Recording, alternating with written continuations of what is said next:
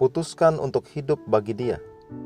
Yesus tahu bahwa Bapanya telah menyerahkan segala sesuatu kepadanya dan bahwa Ia datang dari Allah dan kembali kepada Allah.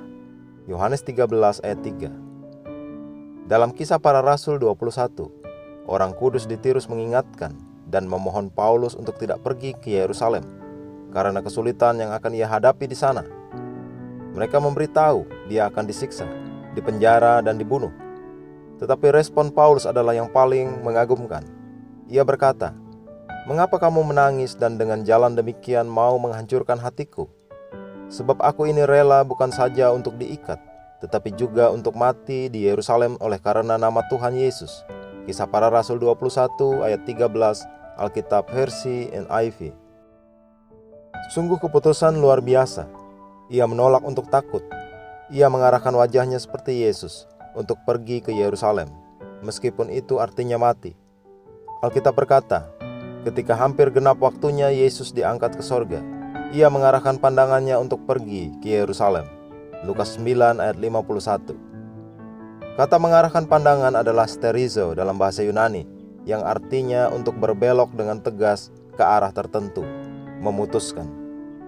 Wajah Yesus sangat tegas sehingga siapapun yang melihatnya tahu bahwa ia berniat untuk melakukan sesuatu. Ia membuat keputusan. Ia tahu apa yang menunggunya di Yerusalem. Ia berkata kepada murid-muridnya, "Anak manusia harus diserahkan ke tangan orang-orang berdosa dan disalibkan." Lukas 24 ayat 7. Tetapi ia tidak terpengaruh.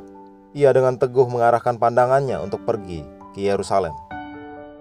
Orang Samaria memusuhinya karena mereka bisa melihat di wajahnya ia menuju Yerusalem, dan mereka tidak menyukainya. Lukas 9 ayat 53. Keputusannya sangat jelas terlihat dari wajahnya, tergurat di wajahnya. Kenapa? Ia tahu Bapa bergantung kepadanya.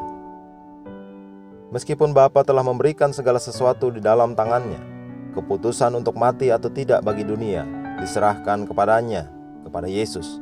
Tetapi ia fokus, seperti inilah engkau harus memutuskan untuk melayani Dia dengan hidupmu, untuk hidup sebagai orang Kristen, apapun itu.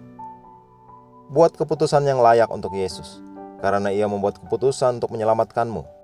Jangan biarkan pengalihan bentuk apapun dalam pelayananmu kepada Tuhan, dan sebarkan Injil ke seluruh dunia. Biarlah itu sangat kuat sehingga wajahmu memperlihatkannya. Mari kita mengucapkan pengakuan, "Aku hidup sepenuhnya untuk Tuhan dan untuk kemuliaan-Nya. Aku bersemangat tentang Roh Kudus, tentang firman Allah, dan menyala-nyala memenangkan jiwa. Apapun tantangan dan kesulitan di dunia hari ini, aku memutuskan untuk melayani Tuhan, bersinar terang dalam kemuliaan dan kebenaran." Haleluya.